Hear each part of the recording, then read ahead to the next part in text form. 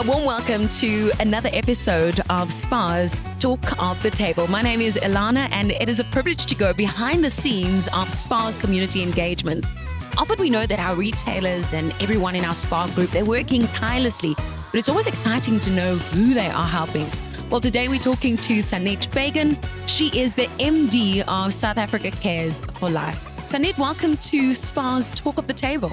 It's so exciting to be here, although I do have mixed emotions sitting here. I know you do.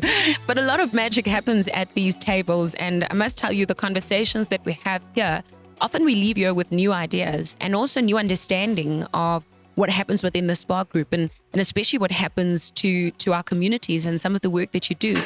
Well, speaking of which, tell me a little bit about South Africa Cares for Life. It's an organization that's been going for 30 years this year. And we believe that every child deserves a future. So we work tirelessly and we fight the fights, and we are the voice where they can't be to give them that, a future. In an ordinary day job, and even that of our retailers, we more or less have an idea of what we do every single day. You know, you get up, you open the shop, or, you go and you do what you're assigned to do. But what is your mission? I mean, what does an average day look like to you? It's never sure. I can never say my day will look like ABC, because it is true that we are a lifeline. So you can't predict what life will bring, and therefore we can't predict what the day will bring. So anything can happen at any time in the life of a child or a young mother, and then somebody needs to step in, and somebody needs to be there. And that somebody is us, me and my team. Now, we are filming and shooting this out of sequence, which means by the time you get the story, it might have happened long ago, but it's still relevant because there's so many lessons that we can learn and so much information that we can enjoy. What happened in your day today? Well, just to give an example, this morning at about 4 o'clock, we received a message of a young mother. She was brought to South Africa from a different country. She's 13 years old. The dream was that she will be in the land of milk and honey. She'll find a job so that she can buy food and look after her family, often siblings. Unfortunately, she was raped. I'm sorry, it is crude to say on a show, but it's the truth. And fell pregnant, and she needs help. So the day starts with that at 4 o'clock and then continues as we go through the different projects. So we are the guys that walk in the streets. We are there where it really happens, where everything goes down. What would your role be in an instance like that? And please don't apologize. I mean, I think it's so important that we live in a world where we understand that good and bad happen. And if anything, we are the good. We are supposed to bring good and change to people's lives, What journey will you walk with what happened today at 4 a.m. as well as with all the other occurrences throughout the day? Well, first of all, somebody needs to go there, because we hear about things, or sometimes we hear in the news after the fact. But in the moment when it happens, somebody needs to be brave enough to get up and go there, go and sit with that person, listen to the story, listen to, her heartache and her hopelessness, because at that moment, that's exactly what it is hopelessness, and understand what is the situation in its complexity so that we can then take decisions. So we will often take decisions like, right, let's try and get some therapy for you. Let's try and get you back to your family. What is it going to take? How do you feel about what happened to you? And then the practical things comes in. Like sometimes we will get onto a bus and we will go to Zimbabwe, or we will go to a different country with a young woman like that, and we will reunite her with her biological mom and make sure that she's fine. Sometimes we will take care of the baby when she feels like she just can't do that right now until she feels better and that she can. So we will take the baby into our care and we will make sure that baby is okay. Sometimes it will be that, she's got nowhere to stay. So she's literally on the street, and a street in a squatter camp is no friendly place to be. So we will then make sure that we will rent a space for her, or we will build, a little house for her so that she can stay there. If she's got other children that needs to go to school, we'll make sure that they get to school. Whatever her situation is and whatever her need is at that stage that made her feel like, I'm not seen, I don't exist, everybody has forgotten about me. We plug into that and we give her those practical things. Because sometimes I laugh, people say like, oh, we really want to make a difference. We want to do something. Okay, then do it. It's like, it's so true that you can't just speak it. You have to do it. when you see it. So it's the practical plugins that then happen, whatever it takes. I love your analogy of do it. If you want to do something, do it. I remember my sister used to say to me, and she's a lot older than what I am. She used to say to me, don't tell me while you're planning it. Tell me while you're doing it. Yeah. And it was a great motivation to do many things in life. What I know about SPAR, and we always say, is not just a retailer. They are supporting organizations, non-profit organizations, who go out there and that literally saves lives. Not only are you saving lives, but you're also taking care of nutrition. Tell me about that aspect. Well, when you walk in the streets of South Africa, the reality is we say we are South Africa Cares for Life. So we have to just touch a little bit on South Africa as such. And not everybody knows the real situation of what South Africa looks like in the street. When you go to work and back every day, you meet a couple of friends, you're in a family environment. You don't go where I go. You don't walk in the streets like I do. So it's my responsibility to just be a bit of a voice, if you don't mind. Because when I meet people, I say to them, I can't promise you the world, but what I will promise you is that I will be your voice. You as a child that are hungry and you can't say, I am hungry, help me. I will be that voice. You as a mom that know that you can't feed your children tonight and you don't know how to say it or who to speak to, I will be your voice to say, let's help, let's do something. So, yeah, nutrition is important because when you walk in the streets in a country where 50% of South Africa has got a food need, that's the latest stats that came out, 50% of our country. It's real. It gets real. And when you hear that, you think, oh, okay, sure, but I can't do anything. It's too overwhelming. But when you walk in the street and you see a hungry child and you see a hungry mother, it's the most difficult thing to stand there and say, I don't have. And then if they say, well, I am hungry, and I say, I don't have, they go and sleep without food. They wake up and they must go to school. They must go to work. They must cope with challenges with life. Just in a normal situation, I want to challenge you. Think about a difficult day in your life. If you have to think that you also have to look in the eyes of your children tonight, above everything else, and say, I don't have something to feed you. And the next morning you get up and you have to go to work and face all your daily challenges, and your child needs to go to school, but they didn't eat. So then everything escalates. It goes bad at your job. It goes bad at school. They can't concentrate. They're just sad, and everything builds up. And it's all around nutrition. It's all about having a meal. We always talk about the spirit of Ubuntu, and even here around our SPAR talk at the table, we've had an opportunity to unpack this notion of Ubuntu and togetherness and how we are because of other people, If you had to take that word Ubuntu in your day-to-day interactions with all these people, which is remarkable, seeing the difference that you're making, how would you describe that here in South Africa? People ask me that often.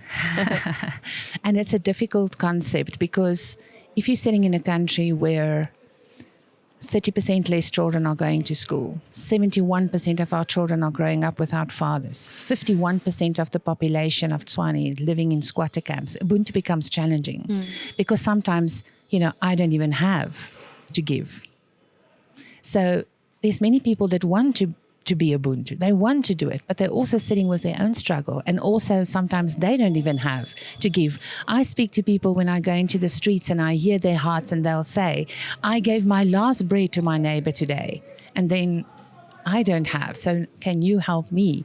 So it's amazing to me to see how people want to help. But sometimes in our country, resources are, it's scarce. There are those happy moments when you are able to give, where you are able to reach a conclusion through the support of SPAR. Yeah. What do those moments feel like? And definitely, I want to know what they look like. Well, I think if you have to imagine in your mind, you are sitting with the biggest problem on earth that you can imagine, and you know there's someone you can call and they will always show up. It's like having a direct line to Superman. It really feels like that. So when there's a fire or when I'm in a difficult situation, it always comes up in my spirit, in my mind, but there's someone I can call. There's someone that will always rise to that occasion. There's someone that will never say no. And that makes it possible for me to always say yes. Tell me about your relationship with SPAR. Well, in the beginning, when I started at SAKS for Life, I never used to do this kind of work. I don't like to call it charity because I believe in human dignity. And, just because we might be in need doesn't mean I'm a charity case. But I was in the corporate world. So for me, it was something that I had to get used to be in a position where, you don't have a big budget, or you can't just call human resources or, pop into a store or, like this amazing place that we are in and it's there for the picking. So I had to get used to asking for help. But somehow, Rita and SPAR just made it so much easier. It just happens naturally. And like sometimes before I even have to ask, it's just there. It's like, listen, we know what you do. We've seen it and we can help. So here it is. What do you want to do with it? And then it's so nice to be able to say, your timing is perfect every time. And the joy that it comes with, it's never like, oh, we have to help again. It's always like, yay, we've got something, we can do this, and what do you want to do? How do you want to communicate? How do you want to be the voice? And let's give you this and let's give you that. And the joy that comes with it really is for me also part of who SPAR is. There are those positive and amazing moments where the child that was hungry is now fed. When that moment happens, what does it leave you with? How does it feel? It takes time to work through the emotion that I experience. The reality is, like, when you're standing in front of people that are hungry and the queues are sometimes 800 people long and they come with an expectation and, the kids are right in front. And when they come towards you, you can see the whole body, the whole, demeanor. It's just, I'm not worthy. I'm hungry. I'm no one. And then they go through the queue and they receive that food parcel or that food that we give them. And when they come back, that eyes of that child, full of light, shining, hope. Wow, I am seen. I received something. It goes from, sad to happy in seconds. So it's so difficult to explain that. And I think it's in the afterwards that I realize always what it feels like or what it is like to really make a difference in our country. And I think it's in the after moments and when it happens again and again that a consistency of emotion settles in your heart. Like, it's consistent. It's going to be okay. Doing work where you give, I always say, is God's work. You're in a position where you are able to give, where others are still learning how to do it. What does it feel like being able to provide for the basic needs of people? Most of us wake up and we expect to eat. And most of us wake up and we expect that we'll be paid for the work that we do, What does it feel like being in an environment where you are meeting the basic needs of people together with SPAR? I always get emotional about this part. I'm so sorry. But for me, it is like, and I have to get spiritual when I talk about this, because somewhere in that community, in that shack, in that street, in the dark, somebody prayed. And somebody said, Lord, I don't have food for my children. I have a mom. She called me. We delivered some of the parcels that we got from SPAR. And she called me and she said, you know what? I have stopped praying. I don't believe anymore because when I ask, God doesn't answer. But I tell my child, my boy of 6 years, he came to me and he said, Mom, do we have food? Can I have porridge? And she said, go and ask Jesus. And he prayed and the food parcel arrived. So for me, I can't answer this question without bringing that into the realm, because when I can provide, when I can take that package to somebody that prayed and we don't even know who that person is, but many of us might have been in that situation where sometimes we had to pray. Sometimes maybe in anybody's life that shops at SPAR or any shop, had a situation where they had to pray and say, please help. I don't know what to do tomorrow. But then relief comes and help comes, and you can experience the hand of God. You can experience a miracle like never before. So I feel so privileged to be in a situation where I see the miracles on a daily basis, the miracle of provision, the miracle of that phone call, the miracle of, you must have prayed, and here it is. Let me give it to you in your hand. And then they go like, wow, God must really exist. There's nothing better than that. It's beautiful for me, this circle of life. There's a 360, more than that, approach to this. We as the customer go to the retailer, we buy something for our family. The retailer, together with SPAR, does this amazing work. They help you as an NPO, and you go out and you service the community. Yeah. There's so many people listening to this wondering, I never thought that what I do could reach so many people. I didn't know what I do could make such a big difference. What do you want to say to the person that wants to do more? Support the people that walk with us in the street. Support SPAR, because sometimes you might not have extra to give. It's okay. But just by shopping at the right place or making a good choice in that regard, your buck and your rand reaches where it should be in the end. It's about that collaboration. It's about that partnership. It's about knowing and being responsible in what you do with your money and where you shop and where you go. Here at SPAR, NPOs and the people who receive to make a difference are the behind the scenes of what SPAR is all about. But when you are walking the streets to try and give back, you are at the front line. It must be really hard. It is. Sometimes too much to bear. We see things that we don't always want to put into words. We experience hurt and pain that it's difficult to explain unless you're there in the street. Sitting next to someone that is hungry is different than hearing from someone that someone is hungry.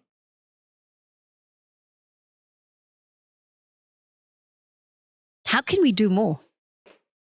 Around this table where all this magic happens, how can we as community and as South Africans, how can we do more? Don't abandon us, number one. Yeah. And be a voice. Never stop believing and never stop seeing what is supposed to be seen. And don't close your ears to what is supposed to be heard. Opportunities like this, when I heard that I'm invited to come and do this and speak and be the voice for the community, everybody is so excited, because everybody goes like, oh, Mama Sanet, you're going to tell them about us. And I'm going like, yes, that's exactly what I'm going to do. So don't turn off the radio and don't block your ears and don't look away. Look into the eyes of somebody that needs help and be brave enough to face it with us. And don't ever think that what you have to give is too small or too little, because I always say, it's the drops that fills up the bucket. Not everybody can give a full bucket, but you can do the little bit that you can do and you can play that role. But don't abandon us and don't look away. Be brave. That's what I want to say. If your community members who you help restore dignity to is listening today, what's the one message you want to give to them? That I think they are brave, and I think that I respect them because they are in the business of survival on a daily basis.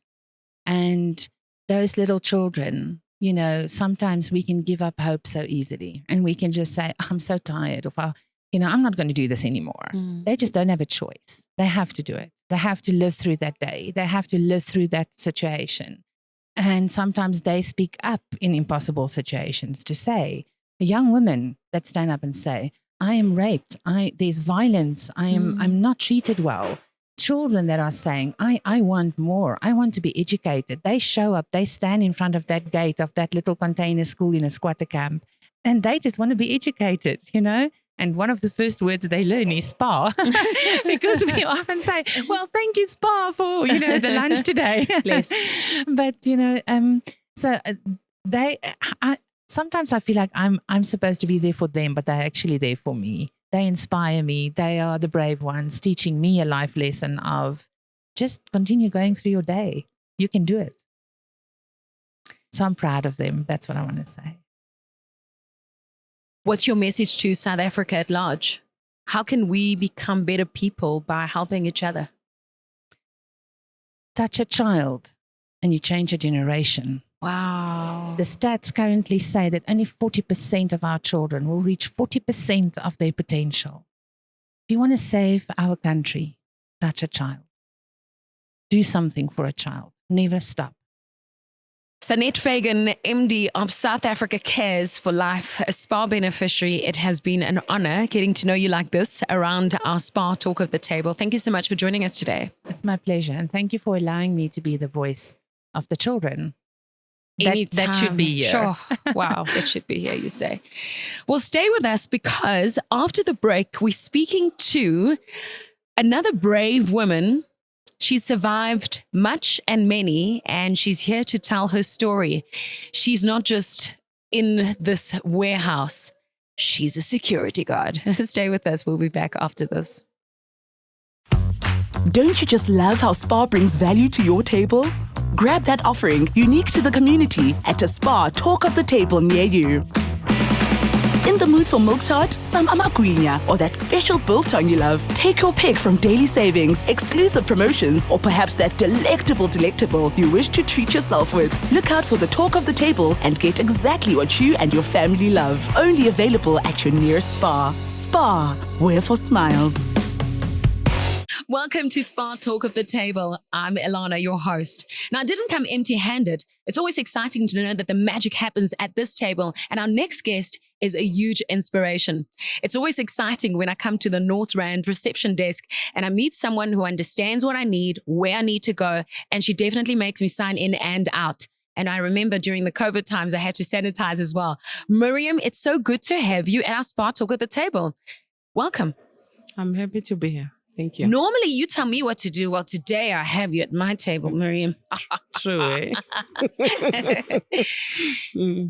You have a wonderful job because you are, I always say, you're the essence of the business because they see you first. And every time I see Miriam, it's such a pleasure because she's always got a smile.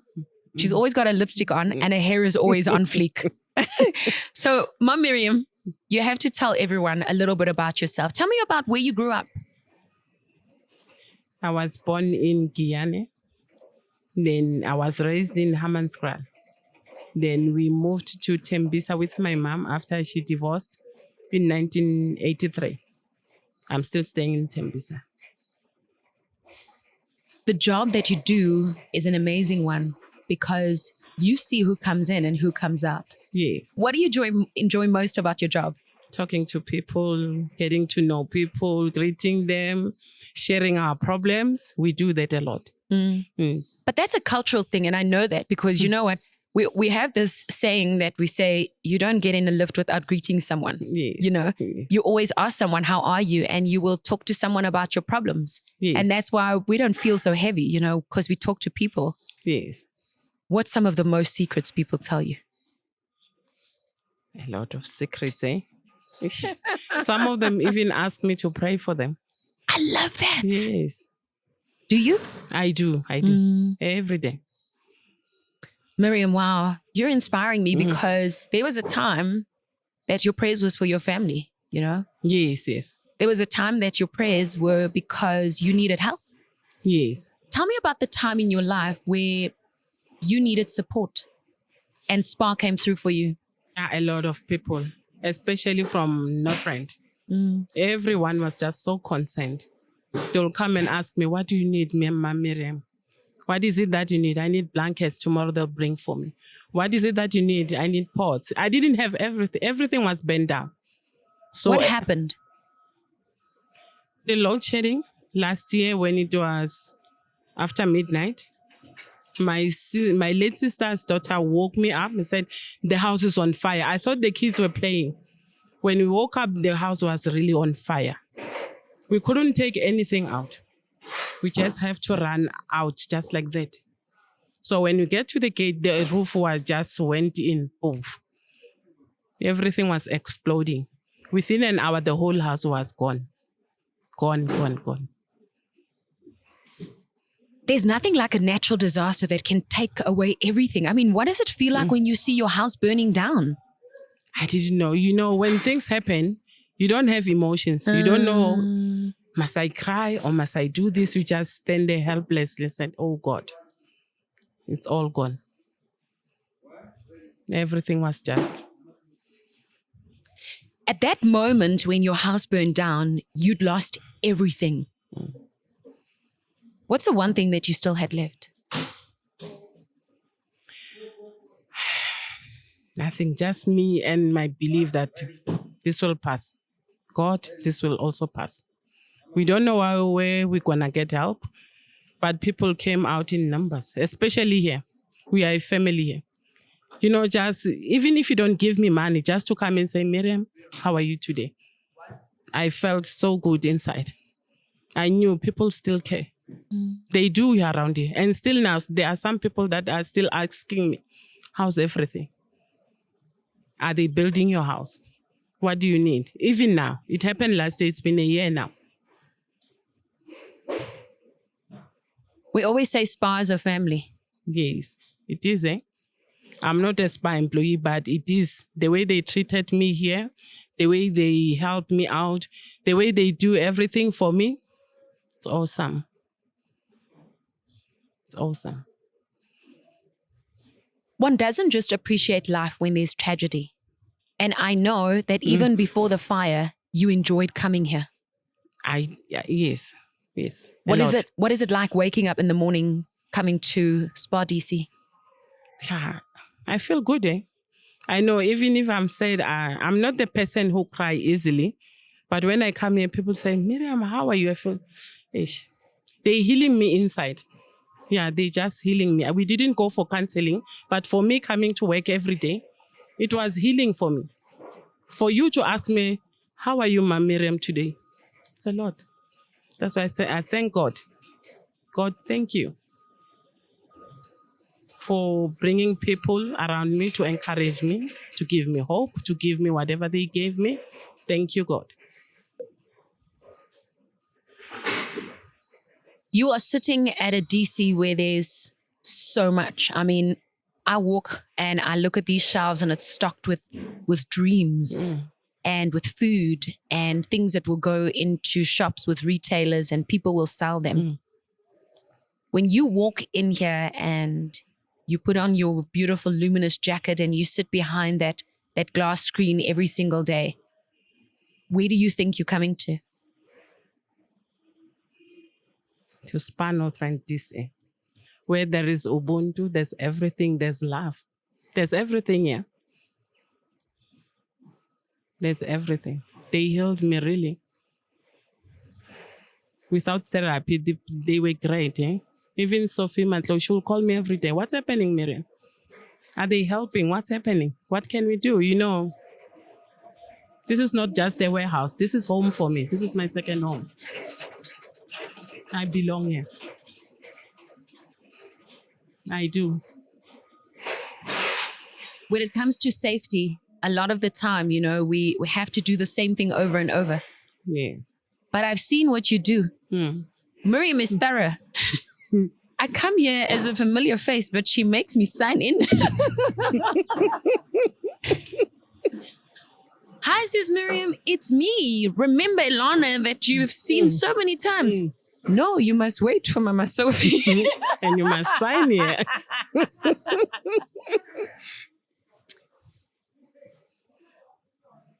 I say this with a lot of respect. So why do you take it so seriously?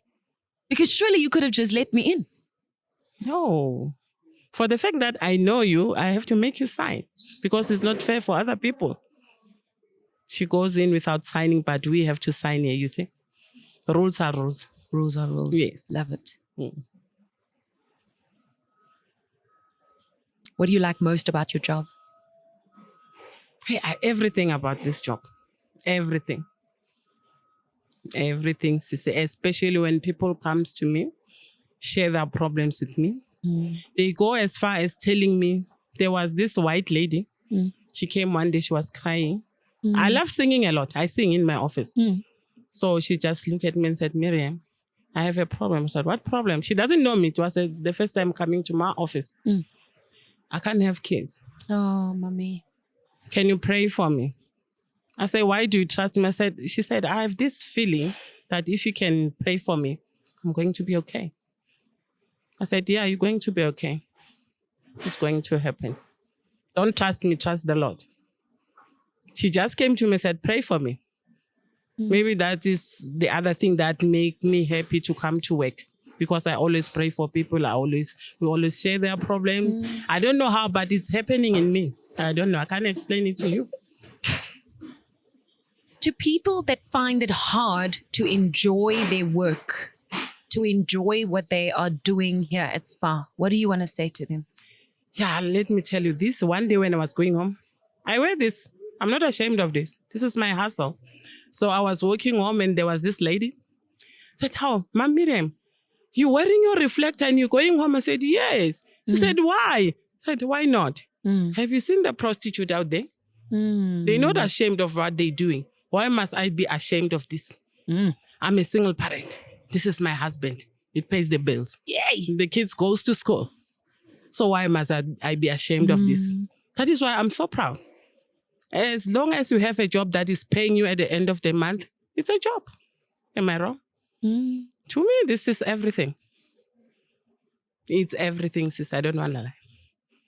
My daughter went to school. She graduated. She's an engineer. I love this story. Me sitting there. She graduated engineering? Yeah. Congratulations, ma. Yeah. My kids are going to private schools. My job is paying me. I'm not just sitting there to just wara with people. Something is happening at home. We're eating. Yeah, any hustle, and this is my hustle. You're providing. Yes, I am. I love it. And I'm proud of that. I'm proud of you. Yes. Ma, it's good to know you. So I'm not ashamed. I even go to Mall of Africa wearing like this. You wore your reflector in Mall of Africa. Yes. Hi, Boma, you cannot wear your reflector in After Mall. work, when my daughter said, Mom, let's go somewhere. Like this, you see? I'm not ashamed. I'm not doing anything wrong. I love it. You're proud. Very. I'm learning something. Yeah, very proud. It's like a type of armor, you know? You know, God make different people with different jobs. It's your job, it's my job, it's her job. They are cleaning guys, they are the ones who are cleaning toilets. So why must we be ashamed of what we're doing? Because I'm not stealing. I'm not bothering people. I'm not going to the street. Can you give me? No. And this gives me dignity. My dignity is 100% with this. I'm not complaining. I'm happy. And I'm happy to be sitting in that office. You'll find me next day. You'll find me every time. I'll greet you with a smile. Even a week after my house burned down, when people comes in, Sisi, I didn't suck. Hi, how are you? I'll still ask them, how are you? How are you doing? How's life? How are the kids at home? You see? I don't want to take my problems to work. I leave my problems at home. I don't want to look like my problems. You don't? No. That never happened. There's people from SPAR listening and watching this. What do you want to say to them? I want to say to them, thank you so much for giving this opportunity, for knowing me, for allowing me to work. I've been working in that office since 2003. Praise God. 2003. I was 33 years old. You still look 33. I'm above 50.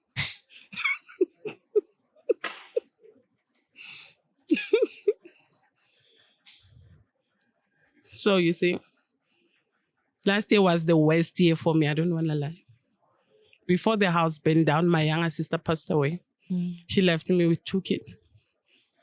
2 days after the house burned down, their father died, those 2 girls. A month after that, my younger brother hit by a stroke. Last year was not for me, sis. Last year was not for me. How does one get out of that? How do you feel someone is actually looking after me when there is so much going wrong. Yeah, God was looking after me. He gave me strength. There was this time when they called me here, I was working. Your brother is paralyzed. I stand up and I took my bag. I came back, I sit down, I said, God, I need this strength. I need this one from you. I don't have it anymore. I'm finished. I've got nothing. Nothing at all. I lost everything. I just sat down. Said, Lord, you lead the way. From now on, you are the one who's going to lead this way. And I'm doing nothing. I'm sitting down. Do what you want to do. And voila, this is me this today. I'm happy. I'm talking about it. The house will be built. I don't know when, but it's okay. As long as I have a place to stay with my kids. You have God and SPAR. Yes. And in me. Yes.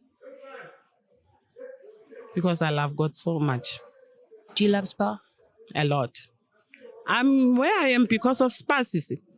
My kids are where they are because of SPAR. Yes. You know those people from SPAR, some of them, Miriam, how old are your kids? Let me bring this for your kids. You know, they always, not because the house burned down. They've been doing this before. Yes, we are family. Even if I can wear this, I'm SPAR, I'm family. Yes. Now I have to hear you sing. Sing that you sing so nicely. What are you going to sing for us? Wow. Wow. I'm ready. Don't start, eh? Let me think about something. Ilana, you're putting me in the corner. Don't worry. I'm here with you. I love you, Lord, for your mercy never found me. All my days I've been held in your arms. From the moment that I wake up till I lay my head on, I will sing of the goodness of God. 'Cause all my life you have been faithful. 'Cause all my life you have been so good. With everything that I have made, you are done with the goodness of God. I love this song. Amen. Love The goodness of God. Yeah. You're a miracle. Yes. I thank God you weren't in that house when it burned down. We just ran out. God just woke us up and said, come on, kids, go. It's not Let's the get time out. yet. It's not time for you to die. And we were 8 in that house. Imagine what would have happened. 8 of us in that house. You are safe. And my mother was 8 years old. Yeah. What I was praying, I was not praying for the house that because it was burning. I was praying for my mom. Please, God, this one must not die now. Yeah, that was my prayer. Please, God, this one must not die now. She's my strength. She's my hope. As old as she is, if she can die, I'm not going to make it alone. Keep this woman for me. That's what I told God. Keep this woman for me. We need each other. We have nothing, but we need each other. That was what I was praying about. Well, through Miriam's story, we know that you're not just coming to work. You're coming to a place that could change your life forever. So much magic has happened around our SPAR Talk of the Table, where we filled our hearts and where we filled moments with so much inspiration. And Miriam, I want to thank you for being with us today. Thank you, Ceci, for having me. Mamzo, thanks for coming all the way. We appreciate and we love you. Love you too. I wasn't so sure that I told Ritanet, no, I'm not going back there, but here I am. Here I am, sharing with you everything that happened. I'm glad you are. Thank you so much. This was another SPAR Talk of the Table.